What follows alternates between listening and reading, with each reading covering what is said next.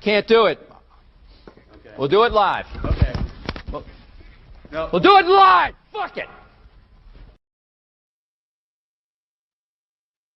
Man, I'm getting so high. Anyway. It's not Monday, it's fucking Monday right now. I'm not feeling it. Not feeling it.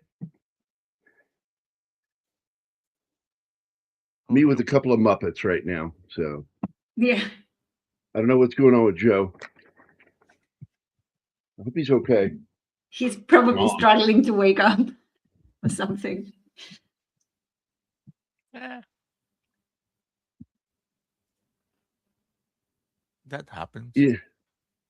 You know, it's been really nice to go for a couple weeks without any they them shit in my feed. And then all of a sudden it's just nothing but they them news today. Popping into my feed. It's exhausting. Oh, hey, I just looked. It seems like Pop Culture Minefield is promoting that they're going to be doing Guns Up for Kevin James Week. For who? That is so cool. I better share that. Pop Culture Minefield? I don't know who they are. Probably a bunch of assholes. I shared it out. I did my job. See who's all here. Gambit has consistently for 4 days been on time. 4 shows. He's been on time. Kevin James Week. I'm not sure I could name 2 Kevin James films. Then you clearly are not a fan of Kevin James. I can. I like Kevin James. I like him a lot. I think he's hilarious. I only know him from King of Queens. I've never seen him in anything else. Until last night. Yeah. And I'm really wanting to see this movie, Solo Mio. I think it's Angel Studios. It's a romantic comedy. And I've liked everything I've seen so far. He's done a couple of downer films I didn't think were funny. But that just happens. It's going to be, you know. He works with Adam Sandler. Adam Sandler is like his best friend in the whole world. And why? Because their wives are best friends. And it was preordained that they would have to become friends. And ironically, they actually really did. And they really like hanging out together. And Adam, you know, does this thing now where he likes to make movies, especially for Netflix, where he gets paid to go on vacation with his friends. And I thought that was like, that's a fucking smart way of doing things. That's fucking cool. Yeah. You know, but also Kevin James actually likes putting out fucking films. He actually gives a crap and, you know, tries to put out good films. And there's no guarantee with every film, especially when it's a comedy, because comedies can be good or sound good until you actually have done it. And then it's like, I liked him in Monster Summer with Mel Gibson. I enjoyed that movie a lot. I liked the TV show The Crew, and they only got one. Oh my season. God, that show was awesome, and the ending of that season, it was full of promise. Fuck, I hate that they canceled that show. Let's thank Netflix for that one. Well done, Netflix. Let's put a show on that you didn't promote or advertise and wonder why nobody showed up. Fucking assholes. So stupid. Here's one I didn't like. Hubie's Halloween. Just didn't like it. It's because it's Adam Sandler doing one of his weird character things that I just don't like. But then on his own, he made some short films. And like these great little short films about a sound guy working on movies from the past, where he's like, it's very awkward when he's picking up the sound. He also did one called for Nature Planet. I don't know, there's some good stuff. He did Becky, which I thought was a stretch for him. I just don't like girl boss films. I just don't like them. They're clearly there to tell you something that's bullshit, and I don't like it. but he was a good villain. Yeah. Fucking Kevin James played an evil motherfucker. He pulled it off. It's just This the movie comment side. by Alpha. Speaking of pronouns, you need to be more woke and rename it to Pop Culture Their Field. I like that. I like that. Buffalo 66, Christina Ricci is very memorable in its film. You know who isn't? It's that actor. I can't think of his name right now. That's how unmemorable he was in that. On the series King of Queens, Leia Remini, who played Carrie, had played Stacy Karofsky, Zach Morris's summer girlfriend, Saved by the Bell. Fuck off, really? Never watched that show, but I'm aware of it. King No, of Queens? no. The other show with the kids Oh, show, Saved by the Bell. I've never watched it. I I know did. he is in it though, because I like to collect information about entertainment. Okay, Christina Ricci is Charlize Theron's Esbian Glover. Thespian. Monster. Thespian. Yeah, her Esbian. I'm just going to go with Esbian. I can't pronounce L's. That's why I said Esbian of Glover in Monster. Familiar with it. It's a good show. I like that show. Let's see. Morning, Davey.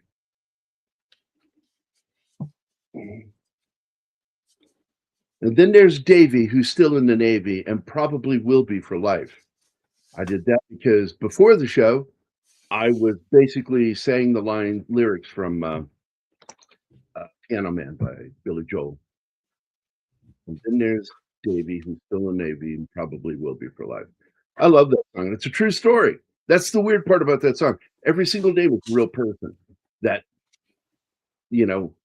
was in the bar that he played piano in as regular.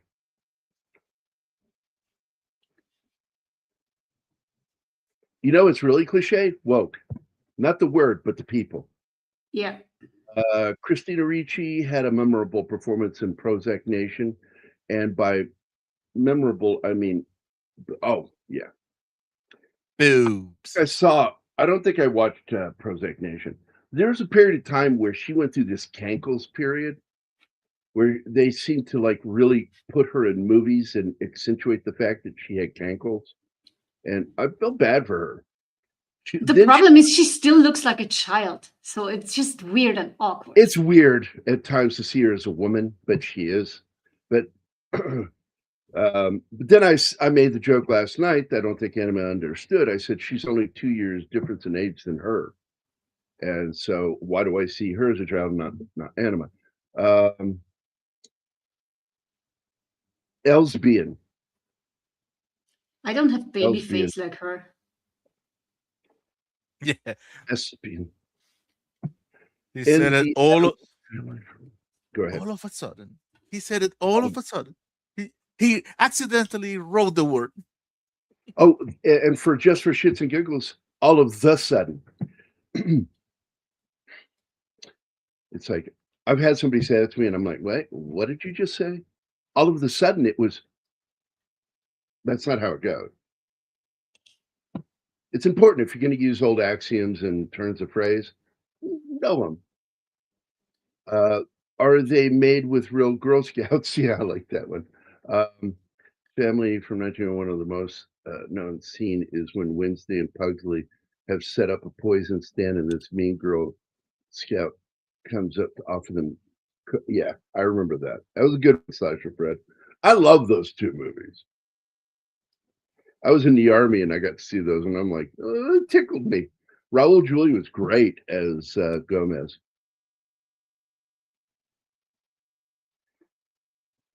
Yep. They've ruined the word. These wokesters. They've ruined it. Because Keith and I used to consider ourselves very woke, and the type of woke that we are is not good enough for them. And we tell them, fuck off. Anything past what we do and what we believe is not being properly woke. It's being fucked up woke.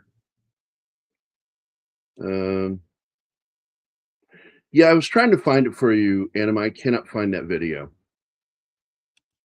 How can it have Which been in my one? feed just 15 minutes ago? The one of the women walking around at 1 or 2 o'clock in the Oh, morning in Budapest.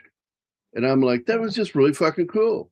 They're just two ladies all by themselves walking along in the sodium light, you know. I love old sodium lights. They have that yellowish hue to them. Street well, lights with the yellow back hue. from my days as a waitress, I've seen plenty of people just walking their dogs at like 2 a.m. because why not? It's not that weird here.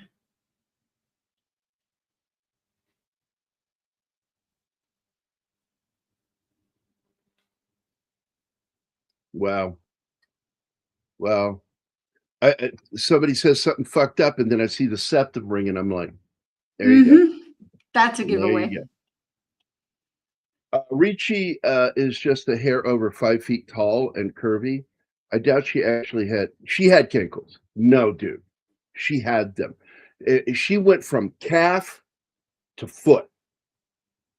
There was no dip in and no bones sticking out like normal people. And that's because she had some body fat. She's normal to me. But I had a director friend of mine, I'm not going to say his name, Josh Becker, who fucking hated Christina Ricci and Why?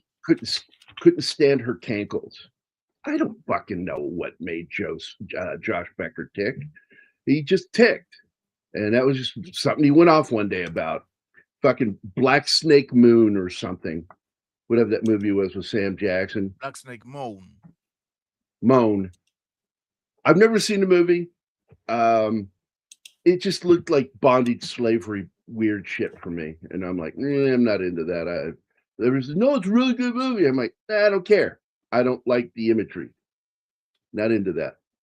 Girl all chained up in some guy's living room. It's fucking weird. Not interested. Yeah, I give up. Not going to find it. Hi, Penny. Hi, Penny. Hello. I mean, Anima's just a hair over 5 feet, and she's got ankles. I saw them in person.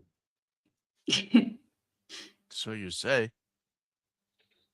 Yeah, I just said. I mean, We shared a room for literally, 12 days. I I literally mean, just said. So you say. That all can be a hoax. And for Penny? Penny, Sheldon. Penny, Sheldon. Penny, Sheldon. Penny, Sheldon.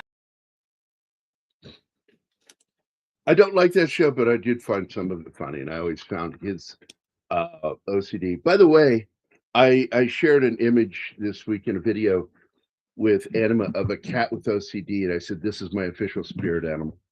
yeah, that's Where perfect. it had 3 of those Weeble Wobble type dolls, and he lined them up and then chilled out.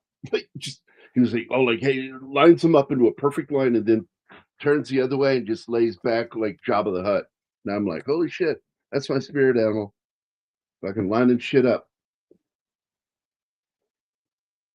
But Dude. I've always liked Christina Ricci. I don't know about you two, but I've always liked her. I thought she was a good Yeah, actor. me too. I Now, I like her loved too. her as Wednesday. I thought she was hilarious. Oh, She did she's this the one called, Wednesday for me. the movie is, I called it Penelope because of the way they spelled the name Penelope. It looked like Penelope. And I jokingly called it that, but I thought it was a good fantasy film. Modern day, what do you call it? Not Grimm's fairy tale, but a fairy tale story. She's a girl with a pig snout. And Yeah. then she meets a guy who likes her. Played by a Scottish actor. I can't think of his name right now. He was Puck or a Puck in the Lion, Witch, and the Wardrobe movie from back in the 2000s. McAvoy. James McAvoy. James McAvoy. And apparently at first he was paid to do it, but he ended up really liking her and giving the money back. And I thought it was a really good modern day fairy tale.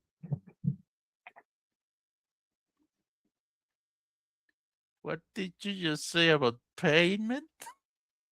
Ricci is not as obnoxious as Anna Faris. I have I never like seen Anna Anna. Faris. Yeah, I've never seen her be obnoxious. What are we talking about? Are you talking about on camera, like as a character? She like in real life is like the sweetest thing, and I like her because when she did that scary movie, which was stupid to me, still stupid. Like you're going to make a parody of a parody. That's like a hat on a hat. That's just weird because the movie Scream is a parody of slasher films, and so she's going into this role and she's terrified to play the part of Sydney or whatever she was called in the scary movie franchise. And she went to a very well-known, I don't know who it is, she went to a very well-known, beloved comedian and said, "How do I do this?" And the comedian gave her the best advice I've ever heard. You have to let go of your ego. You have to let go of your id. You have to be comfortable with the uncomfortable. And in comedy, that means you have to be willing to make yourself look like a jackass and be the butt of the joke in order to do comedy. And she did it. She looked like an idiot half the time in that movie, which made it funny.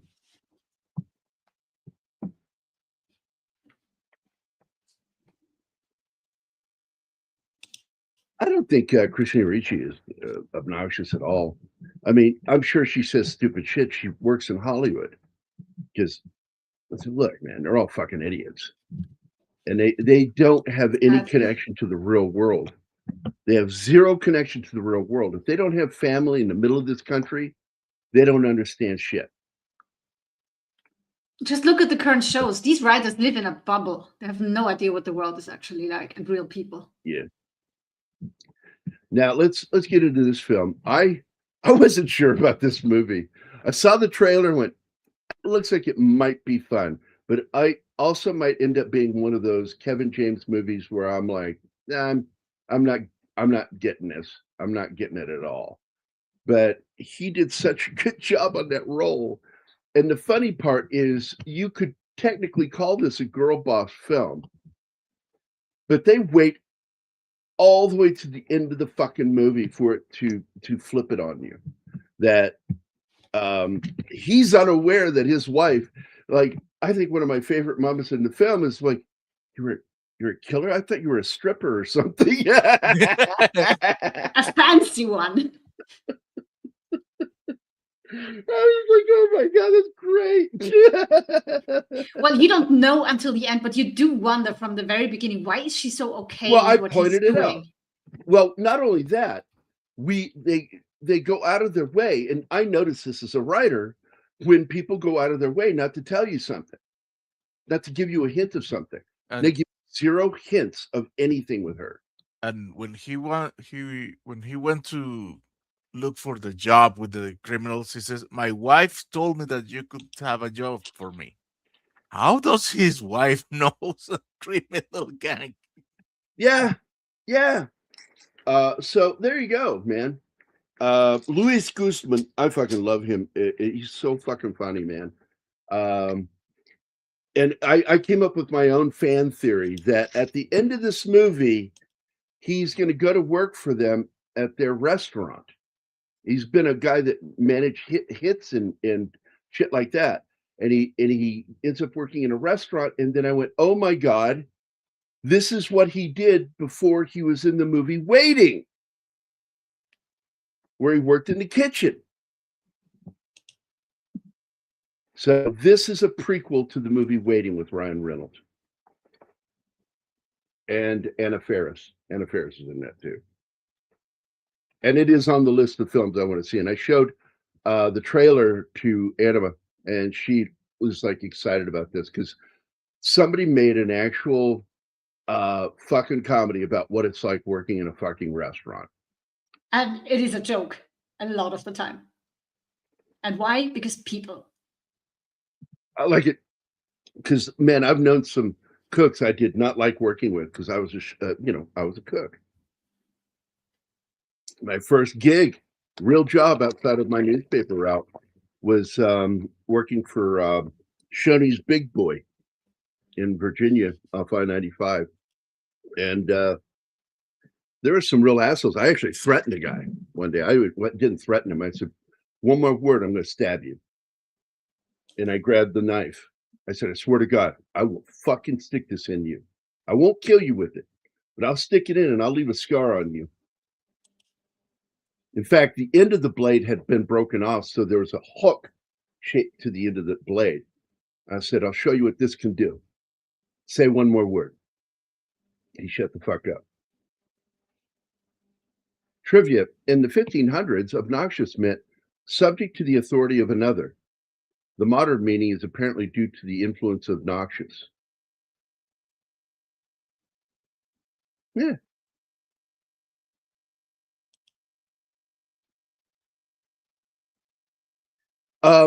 If you like Kevin James films, you'll like this one. I like Kevin James. He's just one of those, and I mean in real life, the guy is just like really nice.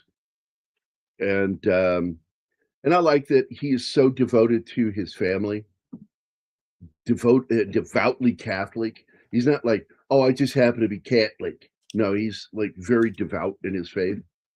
And I like people like that that don't let go of who they were before they became famous. Also, I'm a huge fucking fan of his TV shows. Like, what was the show called? Kevin Can Wait? I don't know. And I only know King of they Queens. fucked up. They fucked up. It was the second show he did. And he had a run-in with Leigh Remini, and he wanted her on the show. And I'm guessing that the network wasn't going to pay for two women. So they had to kill his wife for season 2, which killed the show.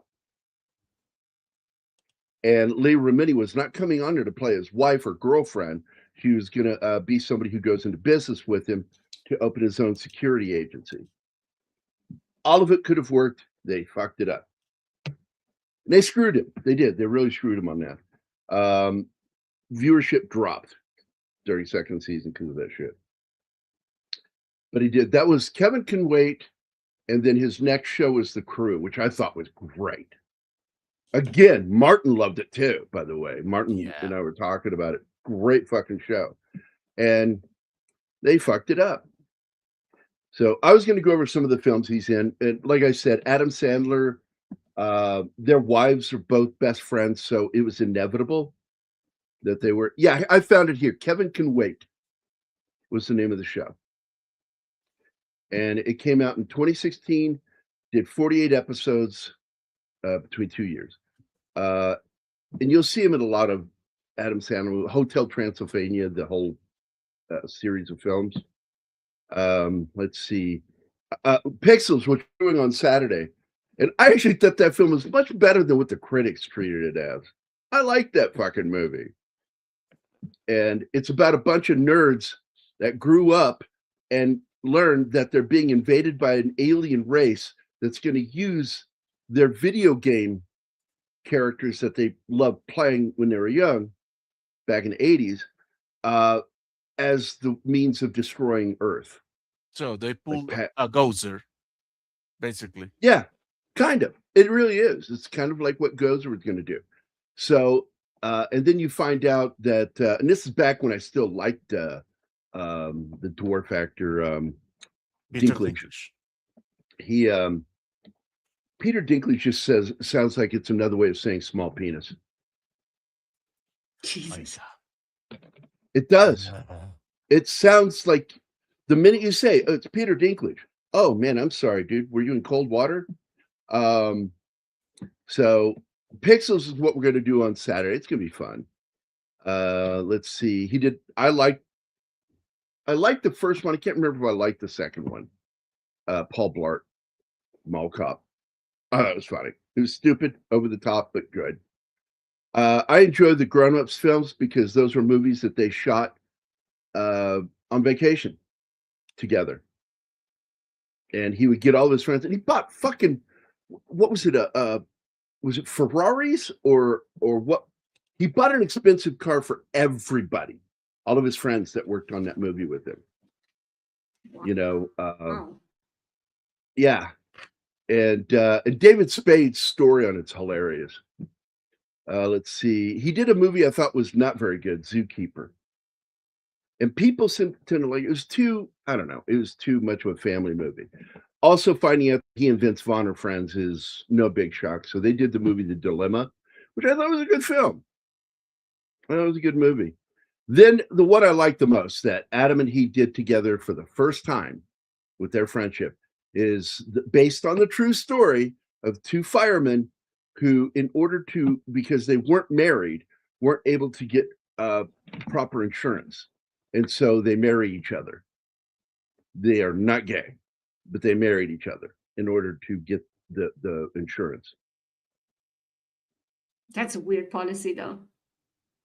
You need to be married to get insurance. Wait, which one are we talking about here? In the chat? Don't Kevin know. can wait 40 episodes to 2018. Yeah. It's I tell you right now, season 1 in particular is worth the watch. And the guy who trained him for the movie, which we're doing this week, called Here Comes the Boom. I love that fucking movie. I love that fucking movie. I love the story. I love the premise that this teacher is going to go MMA just so he can get money for their art program. And gets the shit kicked out of him. But in the process, in real life, Kevin James became a lifelong martial artist.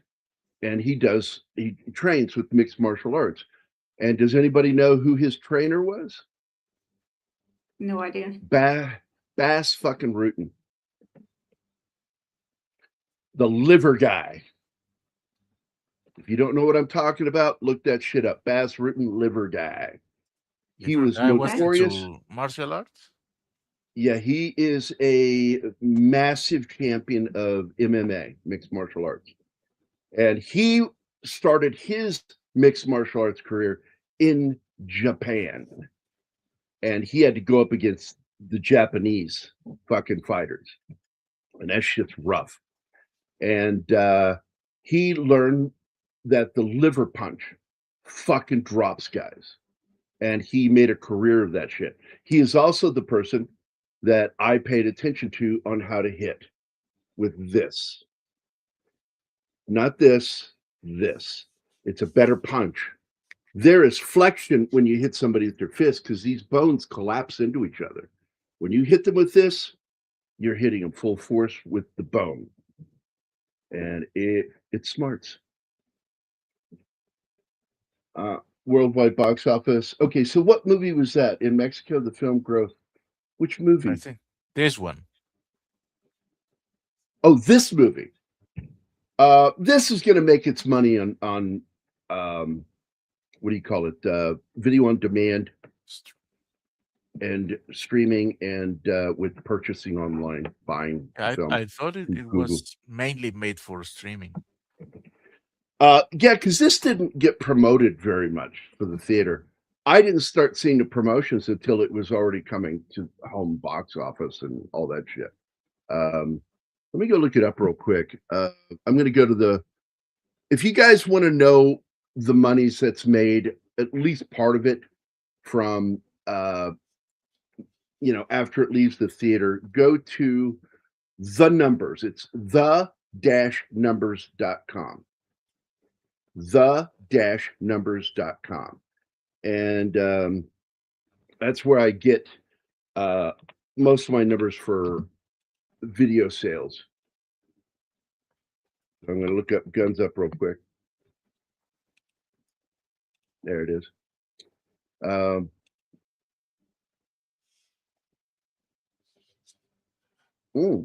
They are not going to give us the full financials. That's dirty baseball. I don't like that.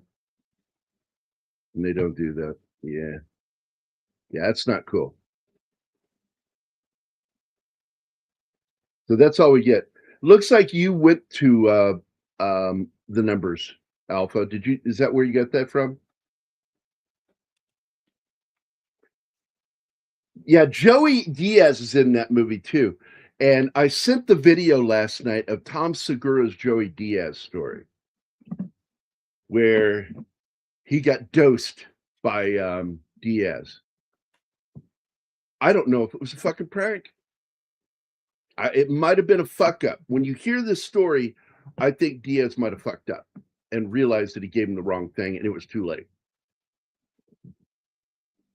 But it's fucked up and funny. And I like that Tom says, like, people worry about getting drugged when you go out in public by strangers. He goes, no. You know who you need to pretty much suspect? Your friends. It'll be, if you get dosed, it'll probably be by a friend. I was. And I was too. You know, in real life, I got dosed by a friend. And River Phoenix. They dropped LSD in my fucking chili. Thought it'd be funny. That is I so did not not cool. find that funny. I did not find that funny. He avoided me for a while. Like, I mean, I think we went through a whole school year before I saw him again out in public. Yeah, he knew why. And him and his sister are still friends of mine.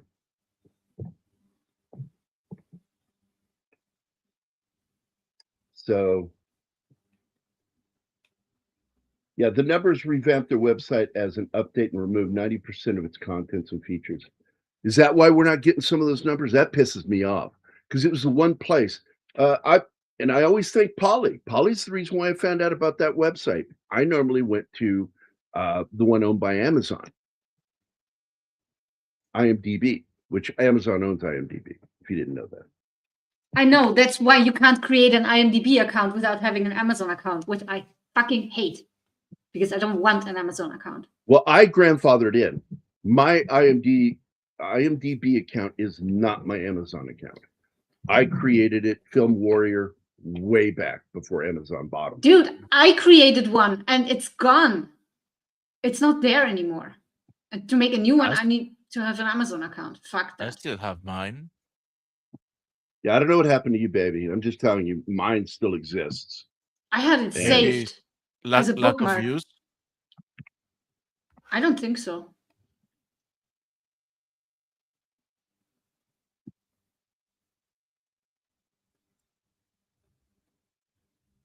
It just needed me to re-log in all of a sudden, and when I tried with the login that I'd saved, that account doesn't exist. This is the one because I've been editing their IMDb information for 25 years. I've made a lot of edits on IMDb because their information's wrong. And it's been longer than that because I'm the one who corrected him on Joe Turkel. They said he was dead, and I'm like, no, he's not. He lives in the valley. Quite alive. I mean, it's kind of like being dead living in the valley, but it is what it is. That's where Don lives. Don Ecker, he lives in the valley. But yeah, this has been my account for over 2 decades. Film Warrior. When I did an update to this, was to add the 2006 to it because they'd made me do an update. Same account. But there it is. You can see all it shows is the box office. This movie was barely in theaters. And the only reason why most of your streaming services that make movies do that is because you can't be considered for an Oscar, even though I don't see that movie being nominated. But they'll still do it. They still do a limited release for films. Yeah, and by the way, Gambit, one of the interesting things, I watched Two Bears in a Cave with Tom Segura and Two Bears and a Cup. the Machine. The Machine. That comedian. I can't think of his name right now. The Machine. You're the Machine? That guy. And they called their show, their podcast, Kreischer? Two Bears. Kreischer. Bert Kreischer. There it is. Bert Kreischer. So the two of them, Tom Segura and he, started a show called Two Bears in a Cave. And it's really what helped build both of them. And Tom Segura was pretty much relatively unknown to me until I saw them in that show. And like, I fucking love Tom Segura. I love him and his wife doing their shows. As crass as those shows can get, they are so fucking funny. And And I never watched her as a stand-up comic. I watched one of her comic specials. I think it was on Netflix. And I found half of the shit she said hilarious. She's got a fucked up sense of humor. And that's what makes me laugh, a fucked up sense of humor. She just told an amazing story of how she had to go downtown for something in Texas, because they live in Texas. And she calls Tom. It says, "My car's in the shop. Can I borrow yours?" Without knowing that Tom had this car modified, and it's the engine, the fucking exhaust system. It had one of those. I forgot what the name of it is that gets really loud. It made it sound like a fucking muscle car, which it was with the modifications he made. And I mean, she got in that thing. She's like, "Holy shit!" And she was fucking moving in this thing. And she calls him on the phone, pushes a button or uses voice, calls him. She goes, "Thank you. This is the most amazing thing I've ever had happen." Driving around in that car. She finally gets to her location and she decides to give him a proper phone call. So she's parked and the car's in idle. And she's sitting there and she's talking to her husband and finishes the phone call, turns the car off, starts to get out. And this guy at a restaurant was eating outside and came over to thank her for finally turning her engine on. And he's being a complete dickhead about it. And she goes, and this was the moment, because you all know, and she goes into the story of how psychotic her mother was. Her mother had suffered from schizophrenia. Both her parents were very violent people, prone to violence. And it's because of mental stuff, and funny fucking story she tells. And then she says, I summoned the spirit of my mother. And she goes, and you know how I am. I'm very non-confrontational. I began shaking. I was so angry at this guy for fucking doing this. She goes, like, he wouldn't do this to a guy. If I had been a guy getting out of that car, he would have kept his mouth shut. But I'm a mousy little blonde girl. So he decided to come over and talk some smack to me. So she went and did her business after telling him off, comes back and she sees he's still sitting there. And by the way, she shared photographs of this prick. That's him. That's the guy. Anyway, she gets into the car. She goes, I could have just pulled out and left, but I decided to back up with the car. He yells, "Fun of living, huh?" And then she fucking throws it into neutral and just starts revving that fucking engine and just looks at him, rolls the window down. She goes, "Oh, I forgot. Fuck you." And then she peels out. I love those two. They fucking crack me up. The shit going on between them and their kids. Like their fucking toddler says, "I'm not Taylor anymore. Don't call me that." They're like, well, what do you want us to call you? Teacher. And so he's telling us like some other parents, they're like, "Oh, this is just a phase they go through, And you go, how long has your kid been doing it? 4 years.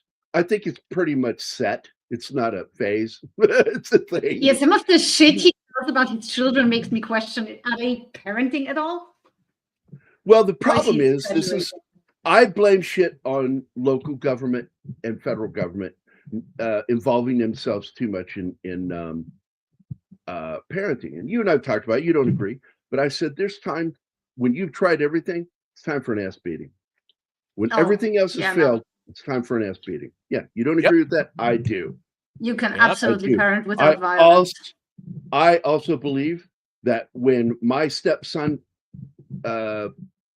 used the fuck word with his mother in front of me twice, he got one warning. I normally wouldn't give a warning. I was like, this kid doesn't know me well enough yet, and I gave him a warning. And then he did it a second time right in front of me. And Zoe, I love it when Zoe tells this story because she had never seen a grown man piss his pants before. I grabbed him by the throat, lifted him off the ground, slammed him to the ground in that shag carpet, and he pissed himself. My hand around his throat. I said, "I fucking warned you. Fucking warned you." No, I absolutely will use what is necessary to fucking yank that whatever knot has tied my kid's ass up. I'm going to undo that knot. And I think that's essential to good parenting is the willingness to do absolutely what is necessary to correct your kid. and get them thinking right. And if you have to use fear, if that is your last choice, then use it. This lady is such a good actress right here. Man, I think the first, was it Justified I saw her in? Let me go check, because she's been in some really good stuff. And again, Joey Diaz is in this movie. Him and Luis Guzmán. I'm like, fuck, man. I know I'm going to love this movie. I'll tell you who surprised me that I liked in this movie is Francis Cronin. Never heard of him before. He plays the part of Danny Clogan in the film, the partner of Kevin James. Yeah. I like his character. It's a Well, he's lovable from movie. Ireland. He's from Dublin. And he's got that great Dublin accent, like Father Weems had. And he's very likable at the end. He's willing to die for his friend. We're family. That's what family is. It's like, yeah, buddy. Now you go die. But where is she at? Because Mike was the character's name. There she is, Melissa Leo. And man, she dolls up really nicely when she puts makeup on.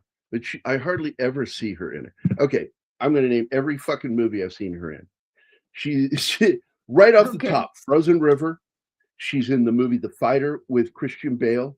She's in Prisoners with Hugh Jackman. Let's see.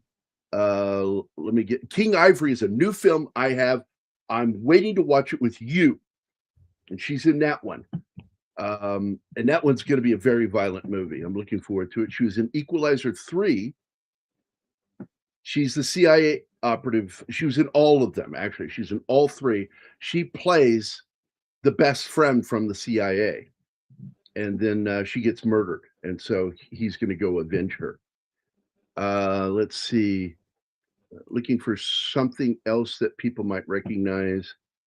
Nobody knows that movie. Fuck off. Name it. Like I said, she's in all three of the Equalizer films with Denzel. Yeah, these are all indie films. Oh my God. I've never seen this, and I don't think I want to. She plays Madeline Murray O'Hare. What a fucking bitch. The most hated woman in America.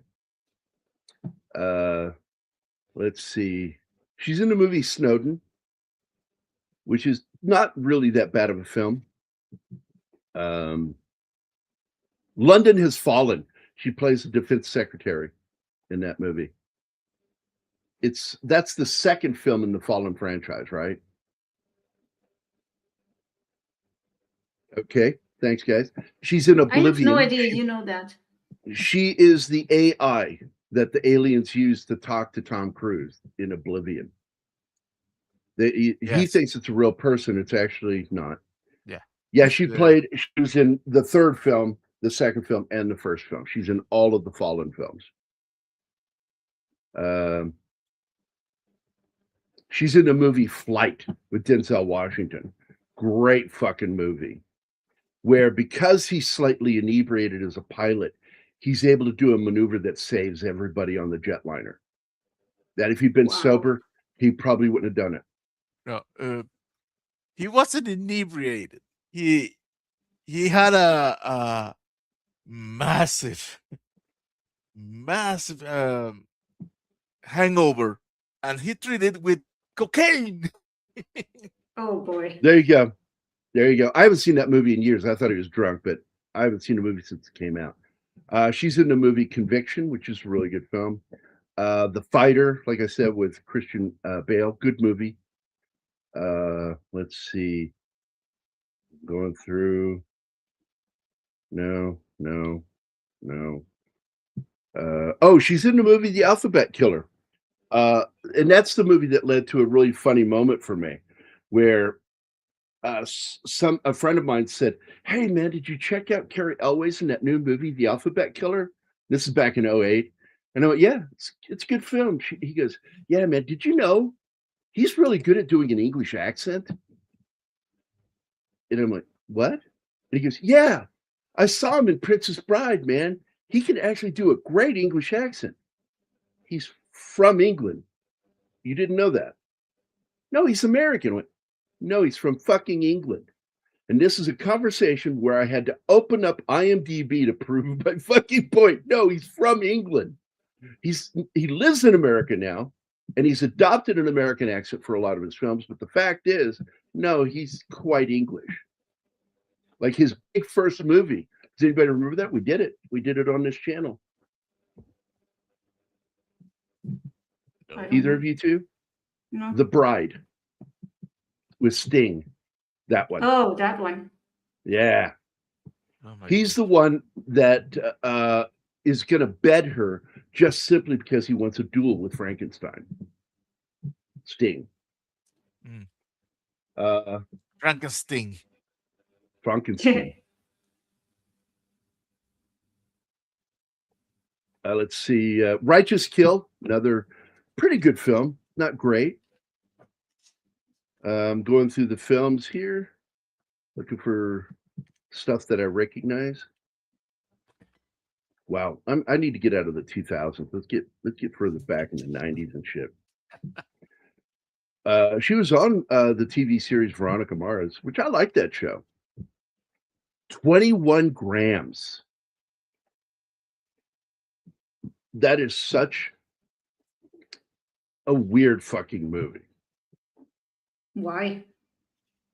Well, 21 Grams has to do, as I recall, with the weight of a human being before death and after death is the difference of 21 grams. Read this. The Alphabet Killer, story of the Polish language. Oh my God. Oh God. Actually, Czech is even worse than Polish. What is this? Francis Cronin is the new kid on the block in the acting field. I don't know if I know that name. It had different dates on it, just so you know. The official release date is different than what it got released here. And I'll give you an example.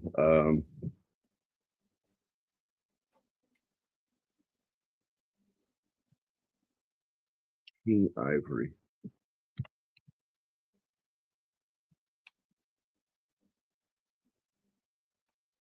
Because it lists 2024 as its official release date, but it didn't get released here until last year.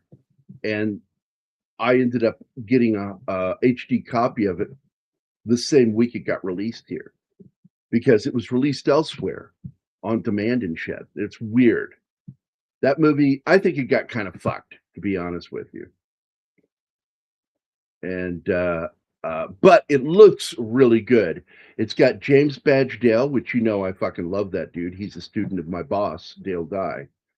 And he loves playing. He and Max Martini are friends in real life because of their work with Dale Dye. I don't know, but they're friends in real life, and they like making very pro law enforcement, pro military soldiers films. And this movie has not only James Badge Dale in it, it's got fucking Ben Foster in it, who I love. Michael Mando from not Breaking Bad. Oh yeah, Breaking Bad and Better Call Saul. Richie Coster is in it. Melissa Leo, of course, in it, and of course the late Graham Greene's in it. And I really look forward to this. It is a war against drugs movie, and when they mean war, they mean war. So yeah, and I've seen this before where it'll show the release date as 24 or another year, but it actually didn't get released until the following year in the US. And it's just fucking weird. Equalizer 3 I thought was okay, but the ending derived a bit much from The Godfather. I thought they were pretty original in how they did it. I don't see that at all. From The Godfather? Yeah, I don't see that at all. As a fan of The Godfather, at least 1 and 2, not 3. I don't see that. But The Equalizer 3 wanted to give you a film where you have to watch him make a decision of if he wants to continue doing this. because he's getting almost 70 years old. And I like that he let his lips stick out a little bit, which made his mouth look weird in this movie. Denzel. It looked like he had a tumor or something on it. It was sticking out so It's much. not a tumor. It's not a tumor. I don't think that's a Godfather. What are you talking about, Gambit? Like, how is that the Godfather? You know, girl outside the door. She's in there. You know, the wife. And he promises, I swear to God. And then as she leaves the room, as the door's shutting, he sees that he is now the Godfather and they're kissing his ring. I'm like, that's not the ending of you know, what ended up happening? You probably rented a copy on VHS and somebody spliced in the ending of The Godfather at the ending of my that God. movie, That would have been which is fun. why you're confused. Oh, I've known people did that. They would rent a movie, put tape over the little tab that breaks so they can do something to the movie and fuck with the movie and return it. Yeah, and now have it in, that's like, a prank that's actually funny. Yeah. One of my friends that did that put a porn, like 10 seconds of a porno, like right in the middle of a movie, like to where most people wouldn't notice it until they're halfway through, like, what the fuck was that? Oh God.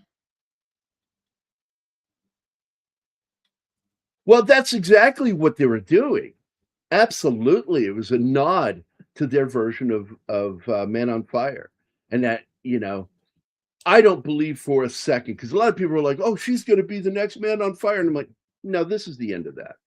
She is not that kind. She's an analyst. She's not an operative.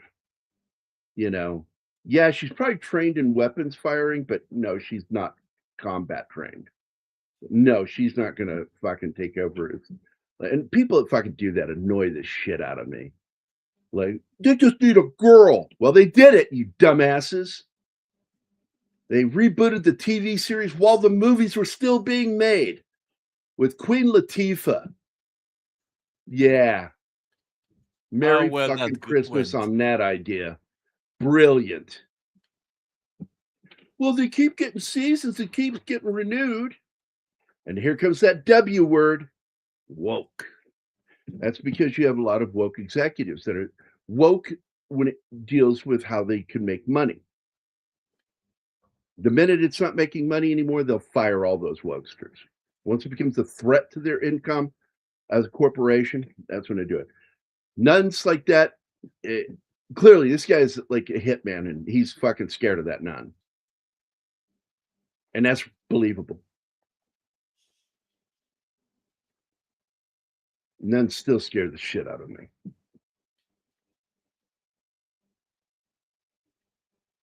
I want to see that movie. I have not seen that movie in a long time. Yeah, a freak accident brings together a critically ill mathematician, a grieving mother, and a born-again ex-con.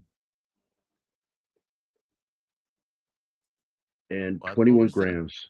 I'm not a big Sean Penn fan, but I will watch a film where I think it's real well made. But here's the funny thing.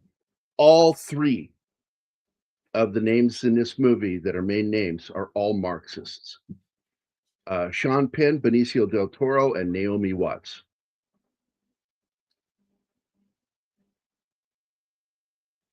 And I got to be honest with you, you have a better chance of throwing rocks in the air in Hollywood and hitting a Marxist before you'll hit somebody who's even moderately conservative.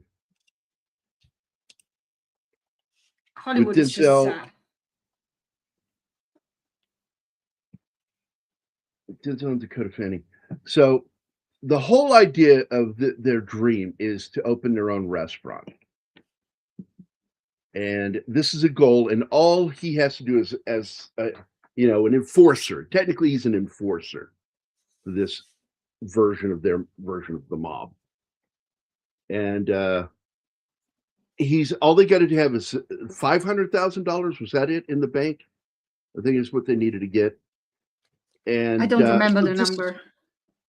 So this is technically what you would call a dramedy, because there's actual drama in this, but it is fucking, it's over the top action.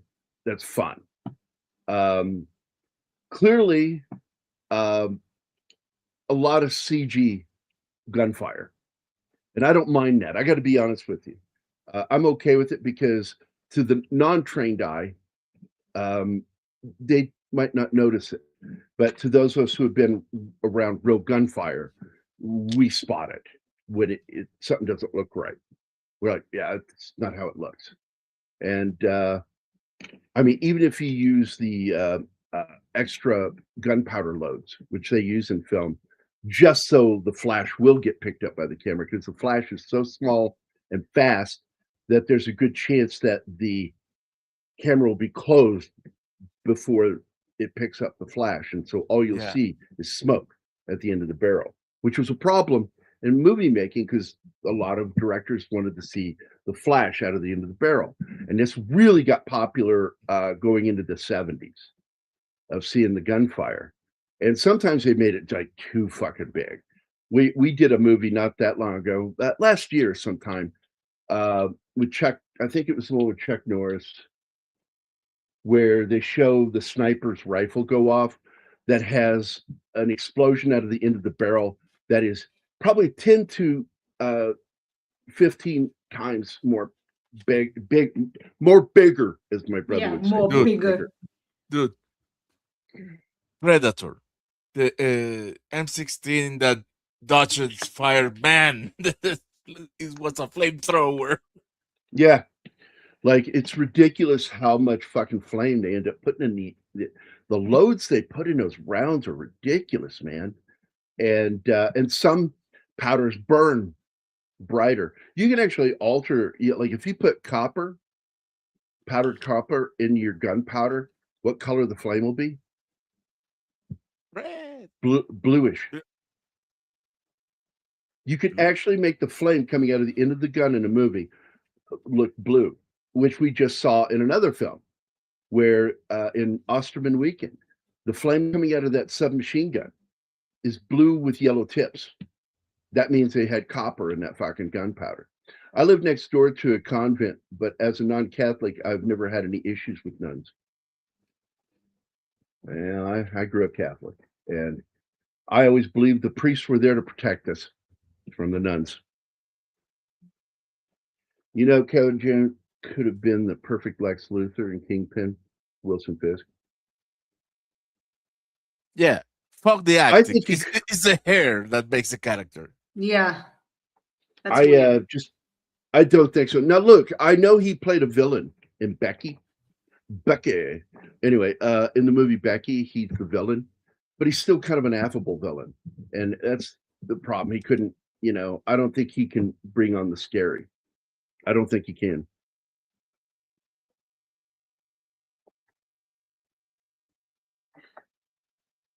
Oh man. Yeah, Alpha. The other day I was watching The Running Man with my youngest daughter. The one from Which one? Schwarzenegger. The good one or the the good one? No, that movie's not good. That's a piece of shit. Yeah, the good one. No, it's not good. Yeah, man, I didn't like either film story-wise, but I enjoyed Schwarzenegger at least. I don't know. Yeah, I did too. I could say that that was his worst movie ever. Look, it looks chintzy because of the costumes. Oh, and here's another actor right here. Hold on, I got to talk about this guy, Timothy V. Murphy as Lonnie Castigan in this, the one-eyed villain. Another great fucking actor, and he's come up playing cops, military shit like that. I'm going to name like 3 movies that he's great in: National Treasure, Book of Secrets, Appaloosa with Ed Harris and oh my God, the human in Lord of the Rings, Aragorn, that played Aragorn. Oh my God, somebody fucking say something. No one's going to help me. Okay, I'm going to go look. Yeah. Vigo. I don't know that stuff. I'm sorry. MacGruber, which I actually like that movie. Val Kilmer's in it too. I always thought the skits on SNL not so funny but amusing. I watched the movie and I fucking laughed. I'm like, yeah, that was worth the price of admission. I enjoyed that. But anyway, he's good at playing villains a lot, so he's good in this movie as the main bad guy. And you never find out until the third act why he's got that missing eye. No, you know the No, you partner. don't know about the wife until the third Well, but act. you see the scene in which he gets the hatchet to the eye Mm-hmm. when they are when he took control. Kevin's partner, he told him this the legend of how he lost the eye. What you don't know is who took the eye. Who took the eye? Tubbs. Until the very end, yeah. And that was so cool. As I recall in Miami Vice, their captain, when he would show up on scene, would have a shotgun, as I recall. Edward James Olmos. Yeah, Captain Edward James Castillo. Olmos. I loved the first line he had with the actors in that first episode he appeared in. Was improvised. And so Don's response to him was priceless. Don Johnson. Which was not verbal, it was physical, and he spoke to his partner, Tubbs. He's like, spins him around, he goes, let's get out of here. And he looked really irritated. I'm like, that's fucking good. That's fucking good. Like, don't you ever ask me a question like that again. Fucking almost, man. I love that guy as an actor. I gotta be honest, man. Really not that good a movie. I really didn't enjoy that movie. There were also various characters from all blocks of life. Yep. And by the way, he does all of his own fight stunts in this, which I liked. Good action scenes.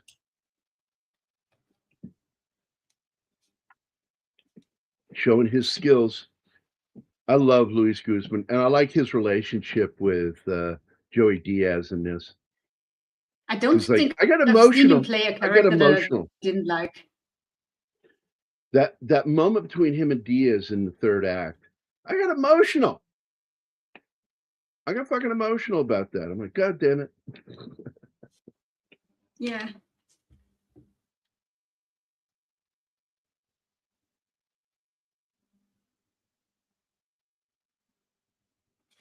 So I'm going to go look to see who their technical advisor was.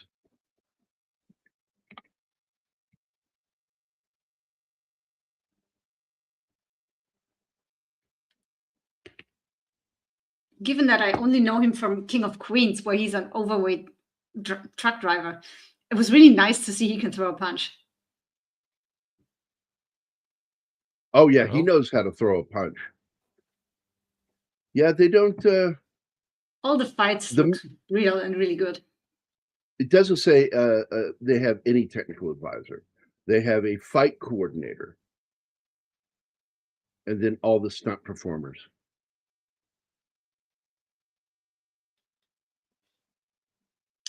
Well, it seems it was enough.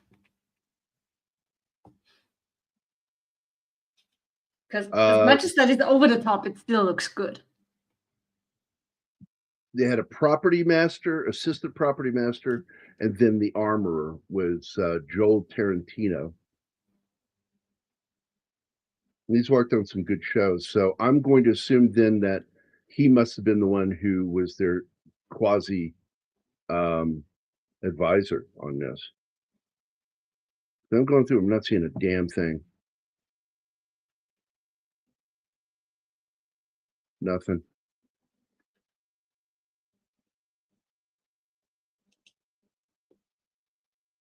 And here's what sucks. When it comes to safety and security on films, they will usually have a multitude of paramedics that work the scenes, but they only give one credit.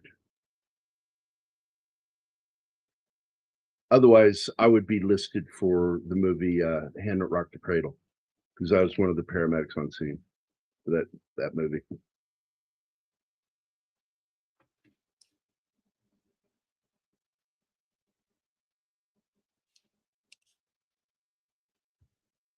Yeah, let's do it. Nothing. There is no technical advisor for this film on weapons, so it has to be the armorer then, showing people how to fire the weapons and shit.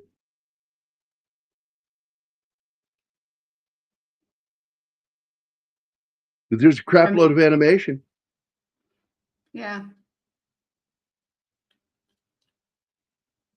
This is the one that always cracks me up, the name Gaffer. Yeah, that's such a weird job description. I remember the first time I saw that in a film. I'm like, and so they do all the gaffing? Yeah. So is that a thing in movies that people tape other people's penises down? They're like, what? I went, that's what gaffing means. To gaff is to use tape to hide your penis. Cross-dressed dancers and shit do that. So they can put okay, on that's even weirder for you than for me then, because in German gaffen means just to stare in a stupid way, like with your mouth open. I like that. He is the current vampire comedy horror film Vampires of the Velvet Lounge. Huh. Yeah, I would never bring up that movie right there. But I liked the other ones he was in. Not Val Kilmer. I just said this a minute ago. I just gave the cast of that movie. Val Do you Kilmer. expect him to listen? Oh, he's in MacGruber. Okay, no. Appaloosa is Ed Harris. Yeah, Val Kilmer is the main heavy in MacGruber. And he was fun in the movie. I liked it. And yeah, Appaloosa is Ed Harris and what's his name from Lord of the Rings? Murphy is the current. Sounds like a show I don't want to watch. Castillo almost primarily carried a 357 Colt Trooper. Colt Python. I'm pretty sure I remember him having a shotgun when he ended up on scene once.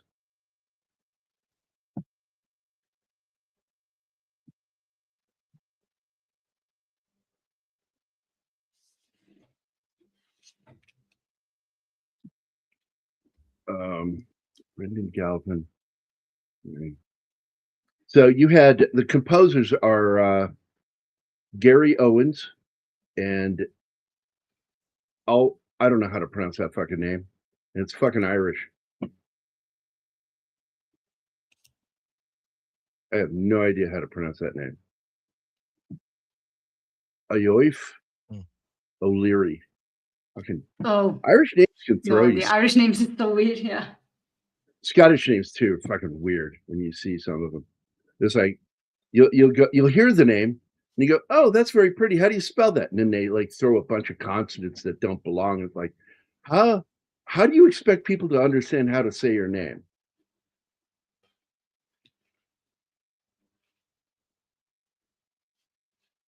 Yeah, that never made sense to me.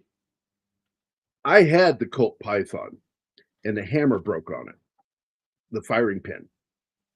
And it almost cost as much to get a new one than it was to repair it. And I'm like, no, I'm just trade it in and get a new one. And that's why I tell people, please don't dry fire, especially revolvers, very much. Limit how much you dry fire it. So it's actually really stupid what they do in movies when they run out of ammo and just continue clicking their weapon. Automatic weapons don't do that. They don't click, but they keep trying to fire. So the slide is locked open. So how is it fucking clicking? The slide is back, like how can it click? That you can't. You can click with revolvers, You click all day.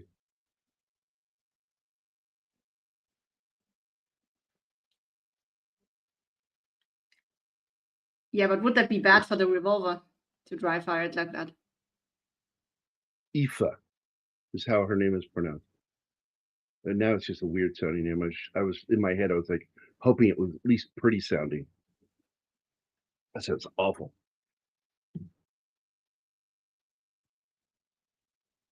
So now we're getting closer to the third act of this. Things are starting to get a little chaotic in the storyline. It's always chaotic when somebody is involved with the mob and wants to like quit and get out. Because that's not how the mob works, really. Especially if you're good at your job. They won't let you go just like that. You better get out of here. There's a bomb in the room.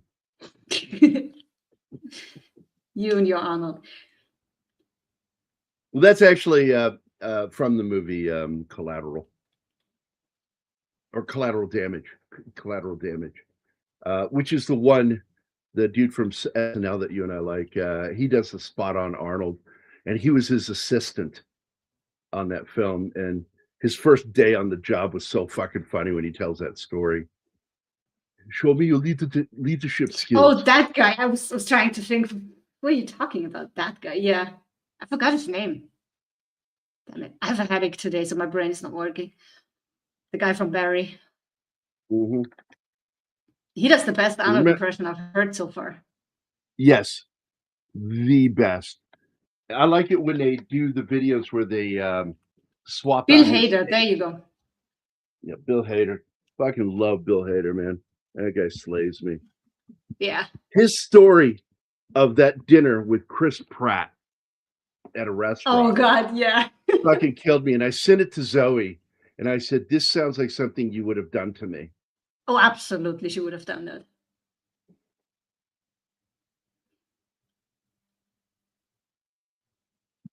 I mean, she tried to get you into the movie theater for free because you worked on a comic and she thought that's the same as working on a movie. I remember that story. Yeah, it's like, my dad worked on this. Why can't you should be letting him in free. And I'm like, it's shut cute. up, baby. Come on. Here's my ticket. Here's my ticket. Ignore my child.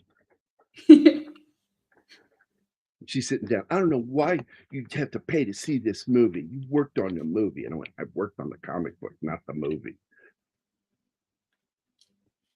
How old was she when that happened? 7. Well, yeah. To a 7-year-old, that's probably easily explained that she would think it's the same.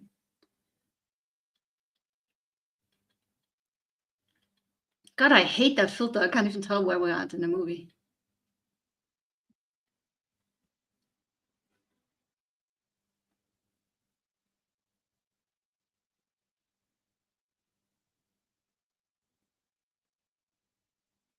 Yeah.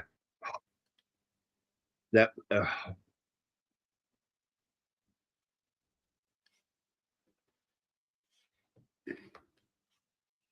yeah, I like the film. I didn't give 2 shits if they remade it. I'm like, why? Because Why? they're remaking everything because they don't have ideas of their own. And they think they can make it better. And by doing that, they ruin everything. Ruin, Brian. Ruin. Yeah. Exactly.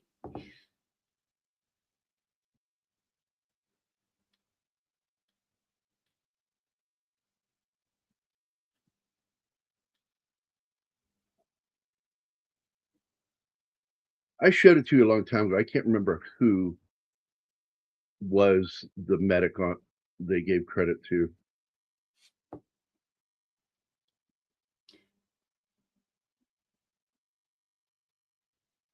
Is it just me and feeling good today, or are the slides way longer than usually? It is you. Okay.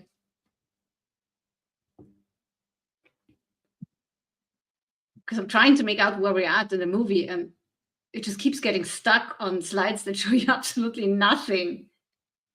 All I could say, baby, Okay. is it's not always a good idea to take your Ritalin before a show. Jesus Christ. I've had an exhausting day yesterday. That's why the Ritalin then? I know. That's No, what I I was had thinking. I I'm had a like, family I'm thing. not going to say it because I don't want to piss her off. No, Jesus.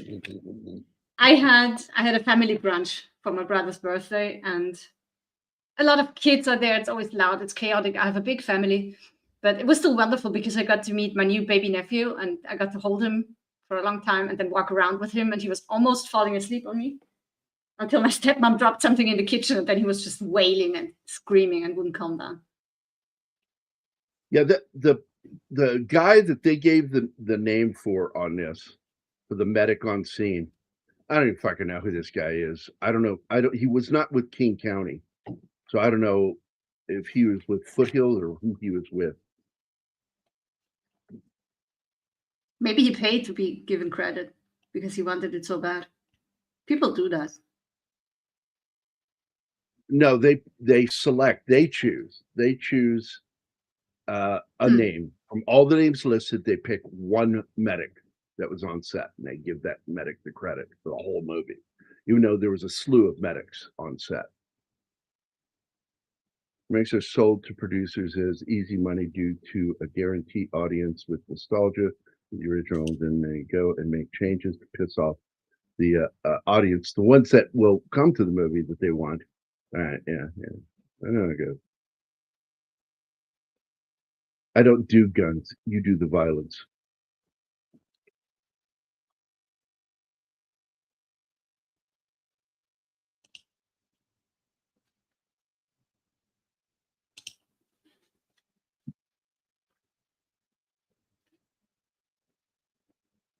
That was kind of wild, though, because there would always be like a movie occasionally being shot there in Seattle, and they would pick and choose which company they would go to for their medics, and that movie was the one our company got picked for, but I don't recognize that guy's name. I know that my friend Maggie was one of the medics on set. She was there more than anybody, and she should have been the one that got credited credit for it. then. Yeah. Yeah, she was there the most. I don't know who the fucking hell Bob or Bill or whatever the fucking guy's name was. I don't know who that fucking is. Yeah, that does sound as if strings were being pulled in the back. If she was even there more than him. And what they end up doing, they give a paycheck to the city for use of the medics.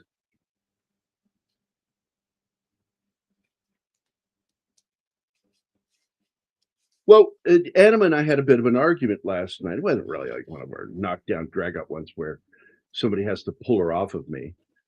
But Jesus Christ, Gary. she's very violent. You guys don't see that.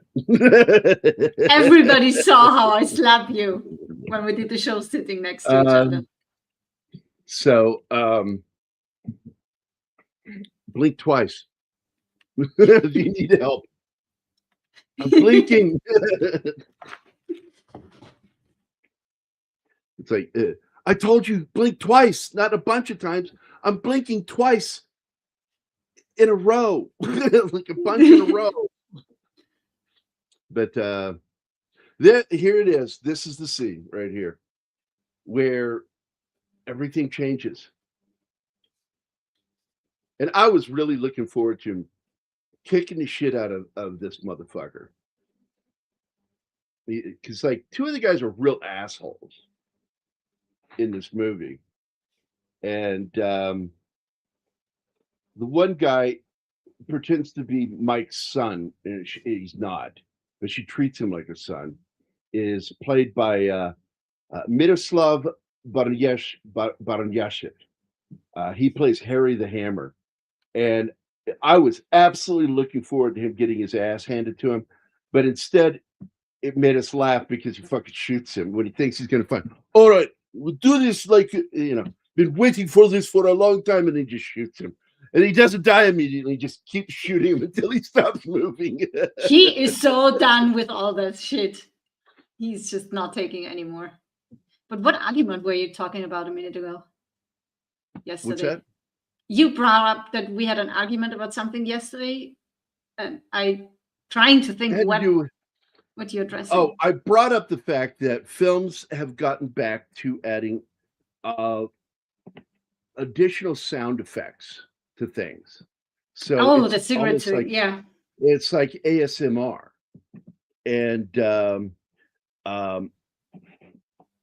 now I don't want to see product placement in films unless it's like something benign like soda or a candy bar or a restaurant. You know, I get those, but you should never actually promote cigarette companies in a film. And most of the time they have fake cigarette companies for these movies. But on this one, you can see they're Marlboros, or they look like Marlboros, but that's also one of the fake brands that you'll see every once in a while in a film that's been used in multiple films. It's a fake cigarette company. But the cigarette pack is so important. And the minute he said, you should have a cigarette. Then when he said that, he did that. But Luis does that. There's Joey. I fucking love Joey, man. He fucking kills me. He's so funny. And by the way, I forgot to admit why I brought up Tom Segura earlier, that he and Bert Kreischer were saying in one of their conversations recently that it's really odd how Joey Diaz suddenly stopped showing up on other people's podcasts, like just disappeared, not showing up. And both of them couldn't help but notice it was right after the releases of the Epstein files that he just disappeared. And like Bert said, do you think you, and Tom goes, I don't know. And Bert goes, well, if anybody was on it, it would probably be Joey Diaz. And I'm like, oh my God, that's brutal and mean. I hope he hears that. But I hope he's not on that list, because I always like Joey Diaz. Fucking funny dude.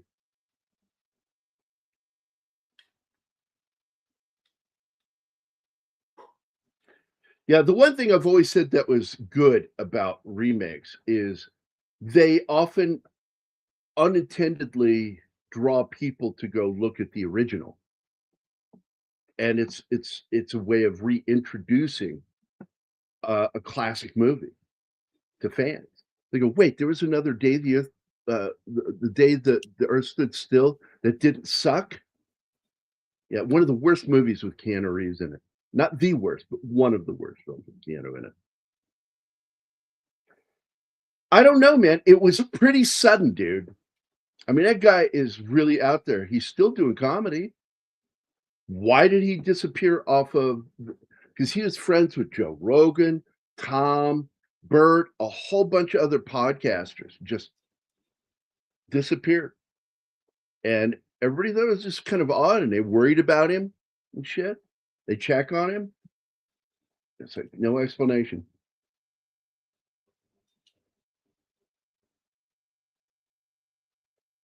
Yeah, he's just, it's really weird. And it's not like they don't have his phone number, because I know Tom Segura has his phone number because they're actual friends, like real life friends. But I am a big fan of Joey Diaz and his, okay, here we go. She's going to put that fucking cigarette in her mouth. She's already got the key, handcuff key. But anybody who knows anything about handcuffs, like that style of handcuff, they're really easy to get out of. I've gotten out of them. Yeah, you just need a thin, sharp object.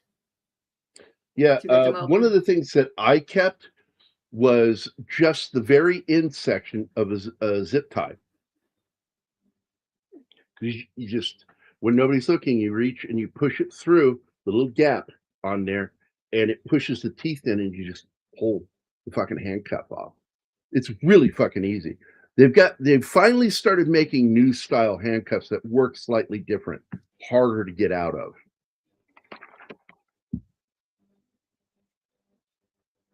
Yeah, this scene's pretty cool. She goes ice cold.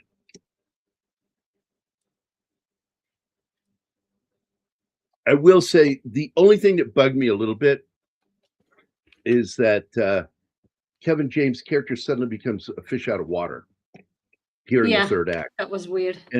But I understand why they do it. In order to let her have more action, they had to pull him back. They had enough enemies, though, for both to have their fair share of action. But there was such a fun moment when she's knocking the shit out of this one guy, and she turns to deal with another guy, and he shoots the other dude. Yeah. As he's getting up. I'm like, I like that. Like, he should be doing it. Like, in fact, when she was wrestling with that one dude, he had a clear shot. She was nowhere near his face or head. He could have shot that guy. I don't care about her ankles, but Ricci definitely needs to always use a hairstyle, like in this movie, that de-emphasized her ginormous forehead. She really does. She has what Martin would call a 5 head. John does that. I don't know who that is. I only know Martin. Boy, she doesn't hide it when she has disdain for something I said. No, I don't. I don't have a filter for that. I've never cared for that shit with Keanu Reeves because I can tell he was underpaid most of the time. Yeah. And he's in some stinkers. But I like this, the 2 latest films, zero interest in watching. The one where he's an angel, not interested in watching that one. The little tiny wings was fucking dumb. Did we watch the trailer for that? Yeah, we watched both trailers. And he's in this neon colored one.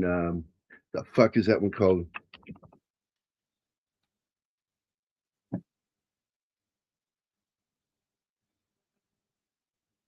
The latest film he's doing. Where's his IMDb page, please? Thank you. Jesus fucking Christ. I swear to God, man, Brave says it's like a great search engine. It is not. Here it is. It's the movie Outcome. Looks awful. And I will not watch the last one or the forthcoming Matrix films. Not interested in watching either of those. I can't believe they're still making Matrix films. And then Good Fortune was the one where he's an angel. He plays Gabriel or Gabriel. I grew up calling him the angel Gabriel. It's called Good Fortune, and then Outcome. Both look terrible. By the way, I saw the new Dog Star All In now. And it's kind of sad. And it's true because one of the online music personalities that discusses new music says it really sucks when your bassist is too big a star that it overshadows the release of your fucking album or single. Because they're a good fucking band, Dog Star. They're really fucking good. But Keanu is too well known, and so it overshadows when they do a release and nobody knows about the fucking release. Because he's got shit coming out.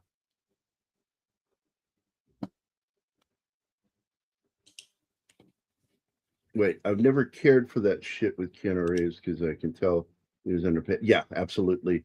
I don't care about the ankles. Absolutely agree with you too. And then he says, Diaz did it out of his violation or volition. Volition. I just said that. Volition. That's the delay right there. They did not say violation. Yeah. Okay, I've muted them now. I said violation, went, oh, no, volation. Volition. And I self-corrected, then both you start piping up. And that's the delay that we have between us, so you guys know. Because they didn't hear me self-correct. Then he doesn't. Which is why you don't get to shit on us. And I do shit on you all the time. Then he doesn't have to retire now. It means he can still do whatever he wants to do. I don't know, dude. It's not normal for a guy like Joey Diaz to cut off people that he's close with just suddenly. It's not normal. I don't give a shit about any of that, what you're saying. What I care about is that he has people that has a personal relationship with that he has stopped talking to suddenly. And it's really odd that it also happened it started the week of the release of the first Epstein files. Have you noticed that Ricci has grown thinner? Oh, she's thin. And I got to tell you something. He did a photo shoot where she wore the dress of oh, I just forgot the mother's name on Adam's Family, Morticia. She dressed as Morticia, fucking hot. And I'm like, why didn't someone cast her as the new Wednesday? New Morticia. Why did they go with what's her name, the Welsh chick that married Michael Douglas and gave him lip cancer? Catherine Zeta-Jones. Yeah, her. Which is the craziest fucking thing I've ever heard, that he got his mouth cancer from eating her poontang too much. I have never heard about that. I don't know where you get these news from. I read. I don't just stop going to these pages. This shit is weird. This is a fucking medical article. So I read a lot of medical stuff that you guys don't fucking read because I understand a lot of it. So unethical is the word you have to use for someone who isn't in his receptive mind. What? What are you talking about? I don't think so. No. This statement, unethical doesn't mean that. Unethical means that you did something that is not morally incorrect, but businessly incorrect. You acted in a way that you shouldn't act in a professional manner. And that's unethical. Like a lawyer giving away information about their client because they know their client's guilty. That's actually a breach of trust, and it's an ethical charge and will get a lawyer fired for doing it. And that is, of course, what the main character did in the movie Cape Fear, in both versions of the films, not the new TV show. I don't know. There seems to be something in the trailer for this new TV show that Spielberg and what's his name are producing. And it seems to be like the wife was in on it. But absolutely, she should have played Morticia and not Catherine Zeta-Jones. Maybe she didn't want to. Maybe she No, I wanted think to she stay wanted Wednesday to. in people's minds. The photo shoot tells you everything you want to know because that was something she had done. I think she really loved that idea that she could inherit that role, and it didn't happen. Speaking of Wednesday, an actress appears says, "What the hell did Jenna Ortega do to her face?" Yeah, we're not getting it. It's that where they move that strap fat from their face and makes it look gaunt, and it's fucking creepy as shit. Makes And them look too like many of human them are fucking doing it. Skeletors. What's her name did it too from The Boys. Just shows you that reboots and remakes are a bunch of filler. Yeah, absolutely useless. By the way, she prefers blades over firing weapons, and I love that she fucking slices him in the fucking neck, man, as he drives by her. She goes out of the way of the vehicle so he can't hit her, and then she slices him right through the open window. That was so much like a samurai duel. Yeah, I know. It's exactly what it was.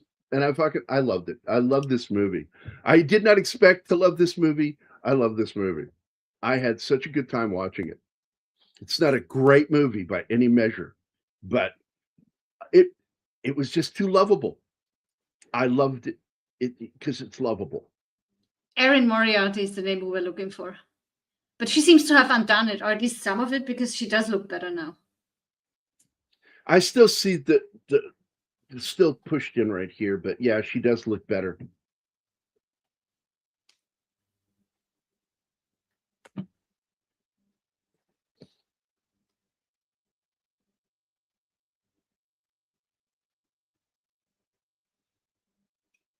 She's killing people with kitchen knives. Yeah, she's really good at throwing sharp objects at people. Never misses her target.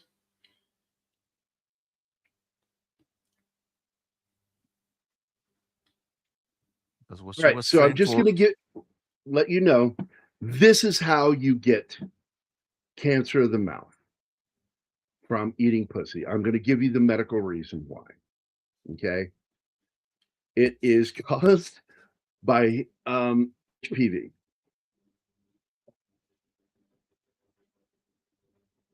The human papilloma virus. And it gets into their mouth. So instead of getting it in your genitals, you get it in your mouth, and it can lead to cancer in men as well as women. And that's just medicine with Gary this morning. And there's a whole paper written up about it, that men began getting oral cancer from doing that. There you go. One more reason not to do that. Well, It's gross anyway. maybe not go down on somebody who's probably had a lot of sex in their life. Maybe. I get that business-wise, it was foolish. Wait, what? Jenna Ortega was in Beetlejuice, the follow-up to the '88 classic. That was so detrimental, I had to turn it off.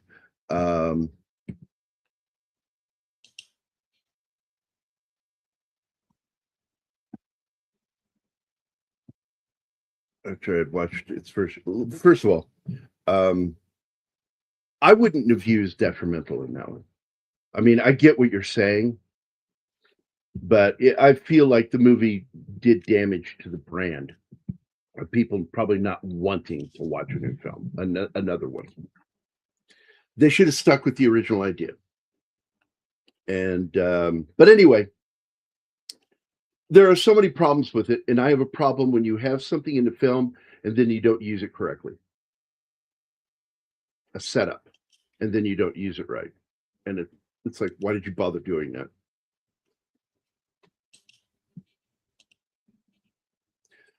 I'm a fan of both films, but I'm a bigger fan of the '62 version, because goddamn fucking Mitch was scary in that movie.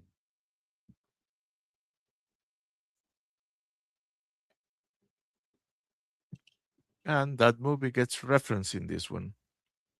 Yeah. Well, story. Yeah, the daughter, I laughed when she says, go all Max Cady on you. I'm like, fuck off. I started laughing. And then their mom says, did you watch Cape Fear? Like, yeah, the daughter's kind of does only one thing I call bullshit on. And that is where she goes, but we should make it a family business. You could train me to be a killer too. It's like, no fucking 16-year-old's gonna fucking say that. No, she said after just shooting someone. Yeah, no.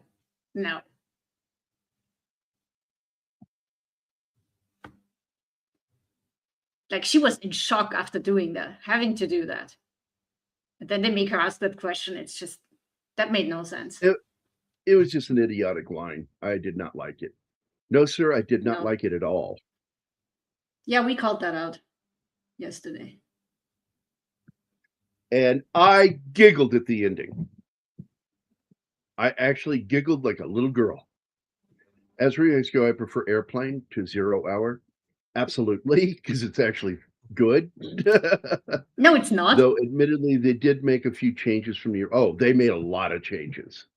But they left a lot of the dialogue in the movie from the original.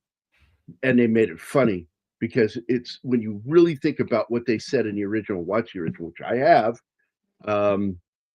it's kind of weird. It's like weird dialogue. Surely you're not serious. I fucking hate Airplane. I was hate watching it until like halfway through the movie. I was like, fuck it, I'm out. I'm not doing this to myself. Well, I know a lot of people have problems with that Gambit, but the fact is it's not a remake. It is a readaptation to go deeper into something, dive deeper into the characters and the mythos, the story, what led to it. You get to see stuff that you can't see in a 2-hour movie. Now, anime. You're shit talking about Airplane, a movie that I love, and for that you must be punished. There you go. Fuck you. That looks delicious. The anal gland. No, detriment. I knew what you meant. It doesn't matter. I knew what you meant. Detrimental is something that's potentially harmful to something else. It could be very detrimental to it. It could also mean something that's essential that without can cause a problem. It's detrimental. This final fight is just insane. Yeah, he's standing in that fucking doorway, just like, I don't know what to do. They walk out, and you hear Louise in the background cheering when that car explodes. Yeah. Yeah, motherfucker. I swear to God, Luis Guzmán is one of my favorites, and he is so good in that Arnold Schwarzenegger movie about the border town that's going to have a dangerous criminal drive through, and they got to figure out what to do to stop him. He pulls up that fucking Conan sword. I am not in agreement in the least with you. Beetlejuice didn't disrespect the original movie at all. It's not. I don't think it disrespects it. I just think that it did damage to the brand. Don't live up to the same standard. That's the only thing. Yeah, it definitely doesn't live up to it. Here we go. The grand opening 5 months later. And a lot of therapy. Yeah. And by the way, I thought there was a moment that they could have had because he thought for a second she was going to tell him that she was pregnant at one point in the movie. So I thought that would be funny if she was pregnant at the end of the movie. That she had a little belly, a little baby bump starting to stick out 5 months later. That would have been funny. I thought it would have been a nice little visual gag. We don't say anything. We don't have to say anything. We just see a baby bump, which kind of responds to that early thing where he thought she was talking about being pregnant. In the 1800s, detrimental was also a slang term meaning ineligible suitor. I'd never heard of this, who through poverty or unseriousness wastes the time of young women seeking marriage. That's interesting that they use it that way. That's weird that they use it that way. It's weird, but it's interesting. Well, language changes over time. Look at the word gay. It meant something completely different. Yeah, gay was happy, which is why the gay community, homosexuals, use the word gay. Like every single word, name for gay people came from the gay community. They called themselves that. And then it became part of pop culture zeitgeist. And then they didn't like it. Then it became, an epithet. When it didn't start out that way. And it shouldn't be considered an epithet.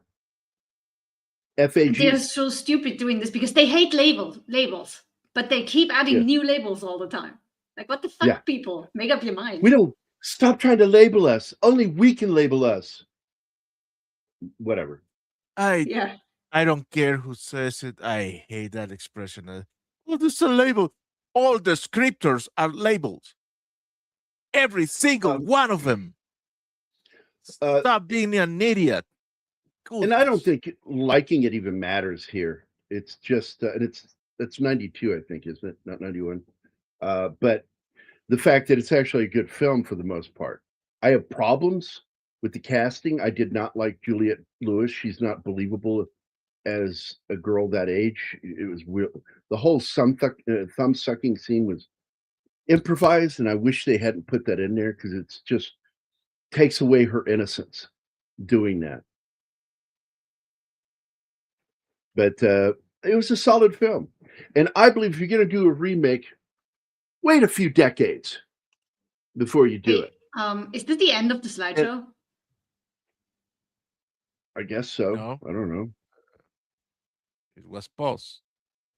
Oh, about the baby bump. I mean, when it comes to being realistic, though, opening a restaurant is not the time to have a baby because you're so fucking busy. So some guys pop in through the door. The bell rings. They turn. And they've all got guns. The guys coming through the door. We don't see their faces. We just see their packing. And then they all of a sudden draw their weapons. And the funny part isn't the fucking guns. The It's that wrench. he's still got the fucking monkey wrench. She and he have guns. The son has a ketchup squeeze bottle. The daughter is holding up a hot pot of coffee, and fucking Louise is pointing at him with a cigarette pack in his hand. I don't know what the fuck that meant, but I fucking love that image. I would have liked if he had a wooden cooking spoon or some kitchen utensil indicating that he's working in the kitchen. I would have liked that. Yeah, I'm not going to disagree with that at all. There are a few things I think they could have done. Sabotage. That's the SWAT movie with Schwarzenegger where some of his team steal money, a heist. Yeah, They heist the heist. They heist the heist. They steal money from the bad guys. They're doing oh my god, a raid on some narcos, and they took half of the cash the narcos had in. It was something like that. But anyway, I actually liked the film. I didn't think it was great, but I watched it and I actually gave it a good review. I gave it like 3 out of 4 potatoes, or 3 out of 5 potatoes, 3 out of 5. Oh, Yeah, it's kind the of family are using right. the guns. Well, only the husband and wife have the guns. The funniest part isn't the coffee pot and the fucking ketchup bottle or the monkey wrench. It's the fucking pointing his finger with a pack of cigarettes in his hand. Like, what the fuck does that even mean? Luis Guzmán, man, I fucking love that guy so much. He's always weird. Every character he plays is weird. I am going to cry when he is gone. Man, I fucking love that guy. I've been following him for 30-some years, man. Fucking love that dude. No, it's what I thought you were talking about. And and I said, like doesn't really play into it. It's just that it's a good film. It's a solid film. I just think the casting was wrong. And I think that waiting as long as they did, and in fact, doing it on the anniversary, I like it when people do that. And I wanted to see where this was filmed. I need to find out.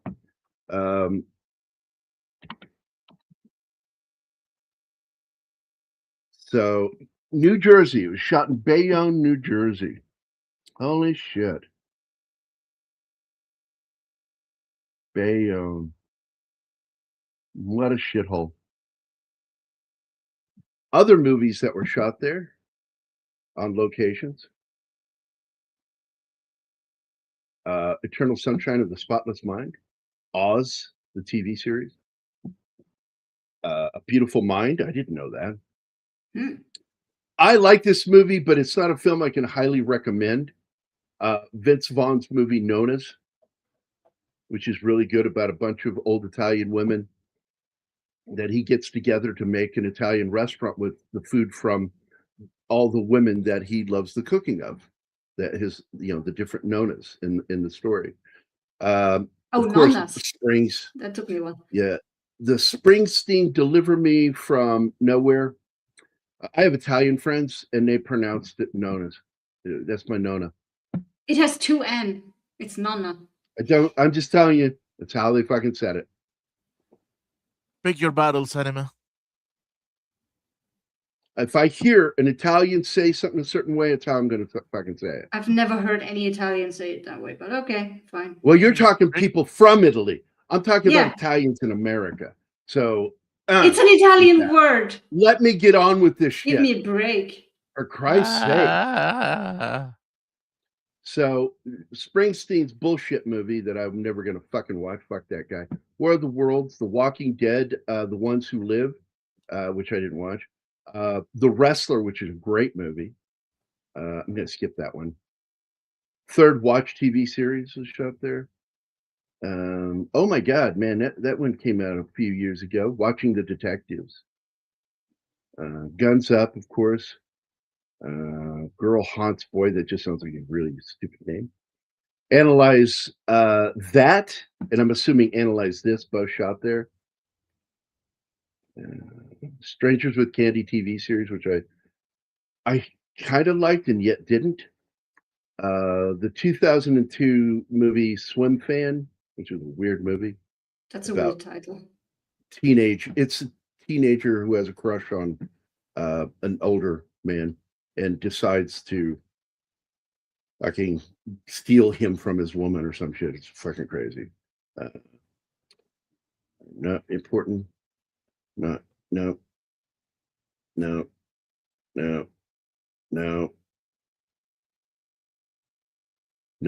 Fucking hate that movie. The Big Fan with Patton Oswald. Fuck, man, I hate that dude. guy. Yeah, fuck him. Let's see. I've never seen that film, but it's got some good actors in it. Wow, just a bunch of old movies now.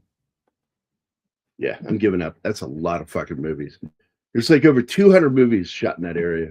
I'm not going to go through them all. Yeah, but anyway, I like that final image. That is a great screensaver image right there. Having that pointing at you all the time. Get to work. Oh, that might work. You might want to try that, Gary. I've had guns pointed at me. Not a great motivator. Then what is if that doesn't work for you? Fucking weirdo. Sex and money.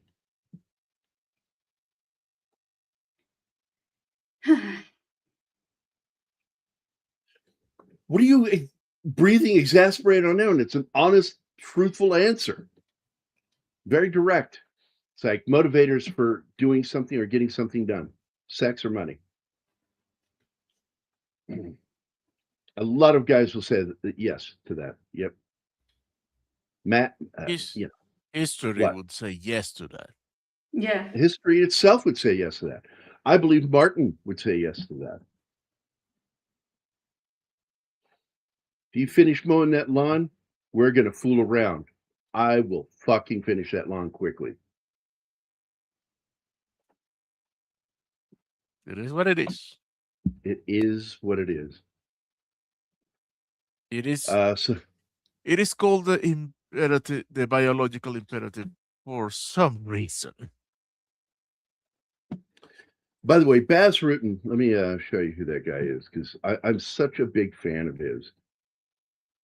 It's just so fucking good, because he's not only in the movie Here Comes the Boom, he's also one of the co-stars of the TV series, because they became very good friends, him and Kevin James.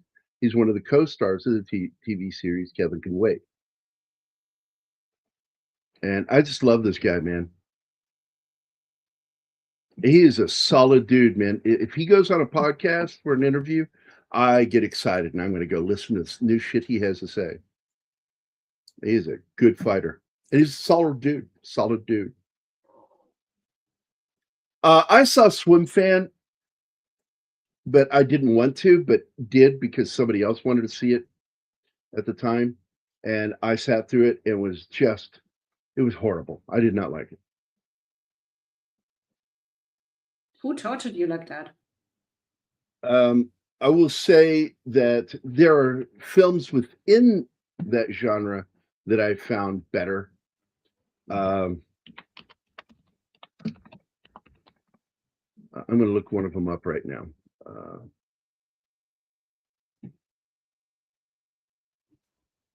Because there was one that came out many years ago that had Drew Barrymore in it. And I can't think of it, where she wants to seduce the dad. And it was like, I think HBO produced the film. But I'm trying to get back to something, because I think the one I'm thinking about, Carrie Elways was in.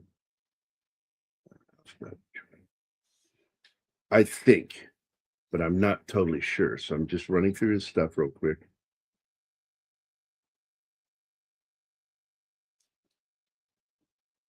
Oh my God, Cat's Meow. I love that movie. That's another weird title. Another good movie. Well, it's the Cat's Meow is an old turn of phrase. And if something's really good, they called it the Cat's Meow. And that was back in the 20s. Okay. Shadow of the Vampire, another great movie with John Malkovich and Willem Dafoe, where it says that basically when they shot the movie Nosferatu, he was a real vampire that they just happened to put in the movie. Kiss the Girls was another good movie. I like that film. Carrie, was he the killer in that? Seems like he was the killer in that one. I don't know. Been too long since I've seen it. It's one of the mysteries that Morgan Freeman was starred in as the same character that were adapted from books. Yeah, I found it. Here it is. The Crush is the same plot as Swim Fan. And that one had Alicia Silverstone as the psycho girl. And Carrie always is her neighbor teacher that she has a thing for. Now that you don't like the movie Swim Fan, no, I just didn't think it was. I'd rather watch The Crush. It's a better film with better actors, in my humble opinion. There are movies that have weird, mundane titles to them. Yeah, well, this one has a weird title too, Guns Up, which you think means, draw your weapons, but it's a military term.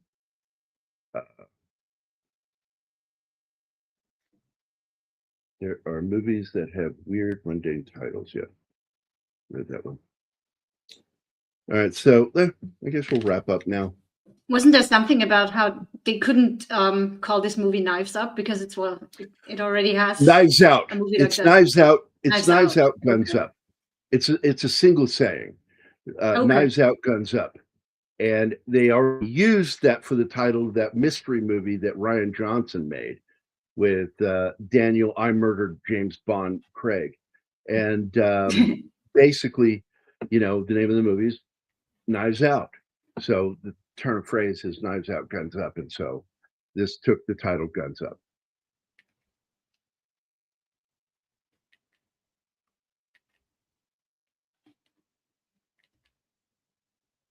It would have been stupid to have two movies with the same name. They do that, and I never like it.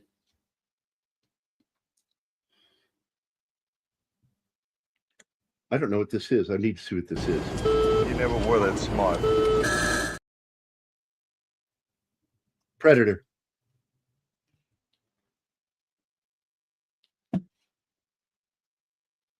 Yeah. That's it. Yeah. Do we owe anybody anything, Martin? Videos or anything? I don't think so. We did Penny, and I don't think Snorty was here. I've never heard that one, Alpha. I've only heard Knives Out, Guns Up. And of Well, course, the- moment in the film when they say it, Yeah. where they say the title of the film in the film. Michael says it to him, and the guns never only comes up when the knives comes out, when she's selling the job to him.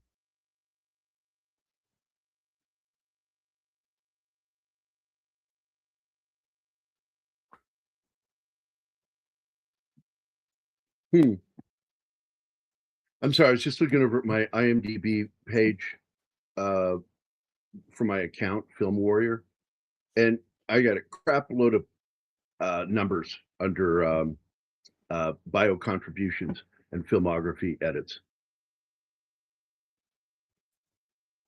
I mean, for just one, this is a lot. For one of my contributions, I got like over 25 contributions, and that's just in the spelling of people's names, where they misspell the names. Worst part, when they have the person listed twice is one of them I fixed. Oh God. I'm like, Yeah. what the fuck? You have 2 separate pages for the same actor.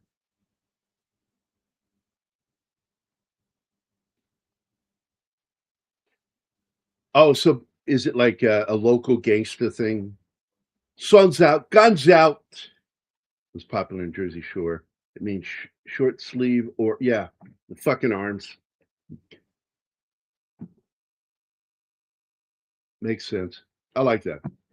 And yet I don't. But at the same time, I like it. I like the information, but it just reminds me of how much I don't like New Jersey. Why? Nothing good comes from there. One thing, Princeton. That's it.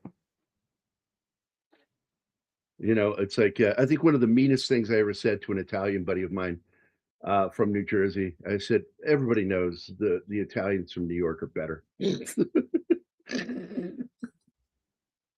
like, hey, fuck you. That's my buddy Doug. I told him, I said, you kind of have like the worst first name for an Italian, Doug. Like, Yeah. not Joey from Giuseppe, you know, no, Doug. My full name is Doug Less. It sounds like you're less Doug. When they say the full name, it sounds like you're less Doug. You're Douglas. Like you don't have any Doug. I have 0 Doug. That's why they call me Douglas. Why are New Yorkers so depressed? Because the light at the end of the tunnel is New Jersey. You told this. Yeah, I've joke heard that one before. before. Yeah. He told that joke before. I love that fucking joke. The first time you said I'd never heard that before, it was fucking funny. You were the reason I fucking know that joke. Oh man. All right, let's wrap this shit up. So let's see who's all was here. Let's go to private. Small crowd today. Huge crowd. We had Gambit. Man, am I gonna have to read all of these names? 11 Alpha, Slasher Fred, and oh my god, I feel like I'm only getting started. It just ended. Davy Dread. I thought Penny was here. She was. Penny was here. Name's not listed. Sue me. You fucked up. You fired. You sue me too. Why are you going to put the name in there? Well, we're waiting. Nope. I'm sticking up to my guns. Sticking to my guns to being incomplete. Yeah, now he's putting the name in just out of spite. Couple of films I saw listed recently are films that I want to see. I have never watched the film Two Guns, and someone told me that it's really good. And there's another one that I was told was really good. Let me see if I can find it here.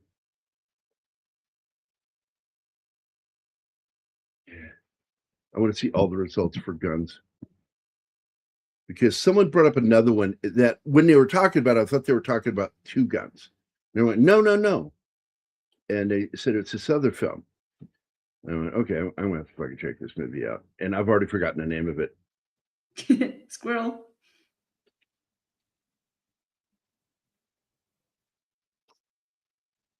No, if a day goes by and I didn't look the fucking thing up, yeah.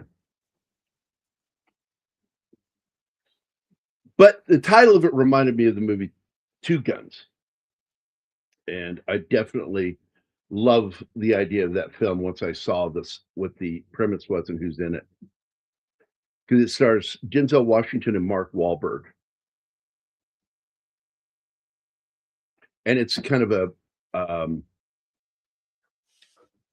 comedy, like a dramedy, because they're always being funny.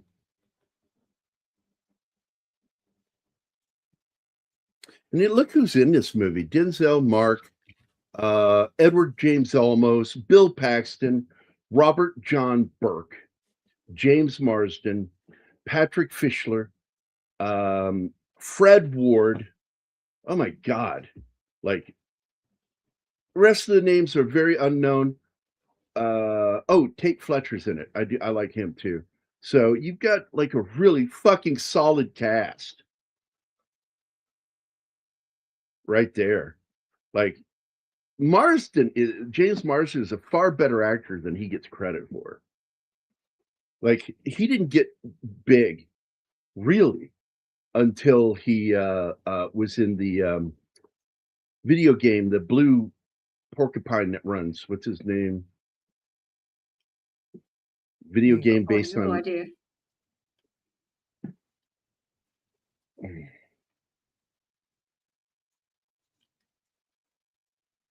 I'm just going to slowly go get this information and make you guys suffer to the silence. Yeah, make us suffer. You're good at that.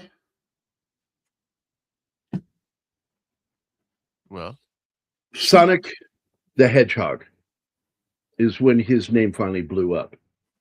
And I'm like, he's better than that. Like, why are you waiting? He was in the X-Men. And then he was in Superman Returns. You know, he's a good fucking actor. He's in the remake of Straw Dogs, which shouldn't have been remade. And not that, you know, it wasn't long enough since the original. It's just they lost the idea of what the original was about. And the movie's stupid because of that. Yeah, I think he's in all three of them. Yeah, Alpha got it. Thanks, Alpha. You couldn't fucking read that out loud to me while I was looking? It just popped up. You know, YouTube is always slightly behind real time. Hedgehogs are like porcupines, if you didn't know that. You have to handle them a certain way because they have quills. Quills are specialized hairs that can be used as weapons.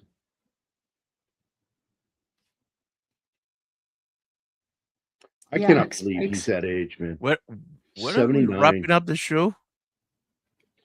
No, I'm making you guys suffer a little bit here. Edward James Olmos' romantic comedy called Office Romance. Oh, I can. Wait a minute. So it's in an office romance comedy called Office Romance. Is that how you should have said that? I need to go to the store, so I can play this game. I have a series of video that goes incrementally. Like, for example, we can start with. That's it. Show's over. Pudding? No, thank you, sir. And then we can go with. Bullshit! Please, leave me in peace. Please go. Stop smiling. It's not a joke. Please leave. The party's over. Get out. And then. You take a hell of a long time to say goodbye. And if you haven't got the hint. And finally.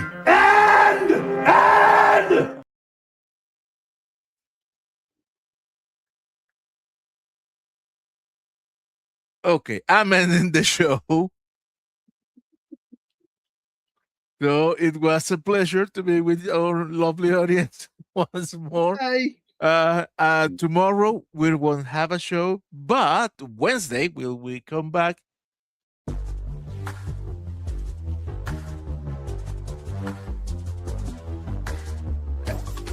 I'm a dick.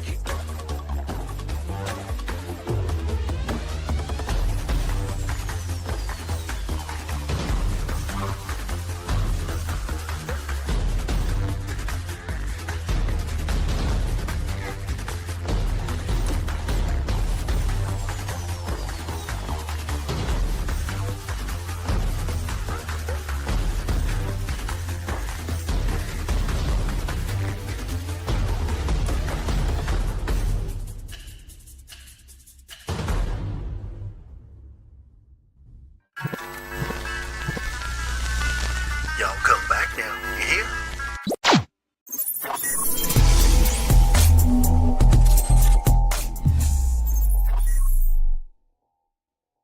Matt Damon.